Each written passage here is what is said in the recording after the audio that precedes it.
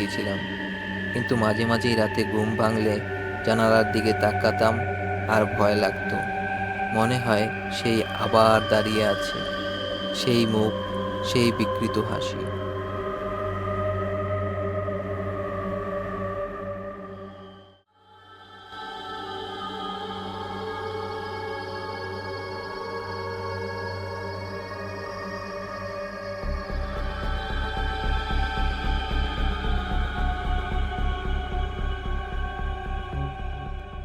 সন্ধ্যার আগেই পুকুর পাড়ে পৌঁছে গিয়েছিল জামাল।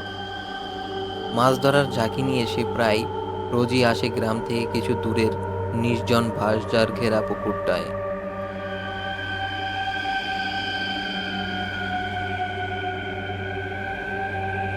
আজ জামালের ভাগ্য ভালো ছিল, হাত ভর্তি কই, শোল আর এক বিশাল বোয়াল। মনে আনন্দ, মন ভরে মাছ পেয়েছে সে।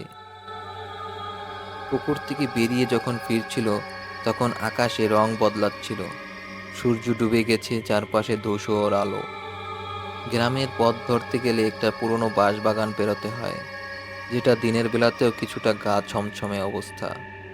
জামাল ঠিক করলো শর্টকাটে সেই পথ দিয়ে যাবে।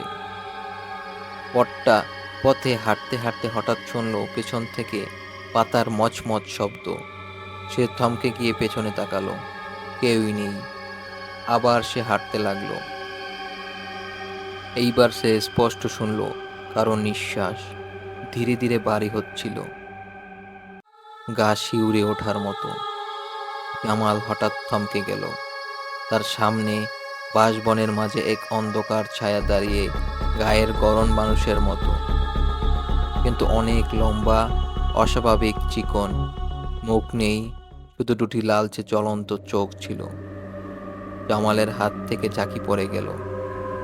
কে ওখানে? ওখানে কে? সে কাঁপা কাঁপা গলায় বলে উঠল। কোনো উত্তর নেই। ছায়াটা ধীরে ধীরে এগিয়ে আসতে লাগলো। মাটিতে যেন পা লাগে না, যেন সে ভেসে ভেসে তার দিকে আসছে। জামাল পিছু হাঁটতে লাগলো। হঠাৎই সেই ছায়া এক ঝটকায় তার সামনে এসে দাঁড়ায়।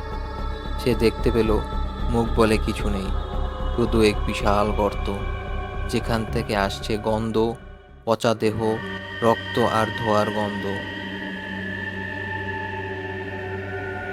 সেই ছায়া তার দিকে ফিরে বলতে লাগলো, এই পথ তোর না, ফিরে যায় এখান থেকে।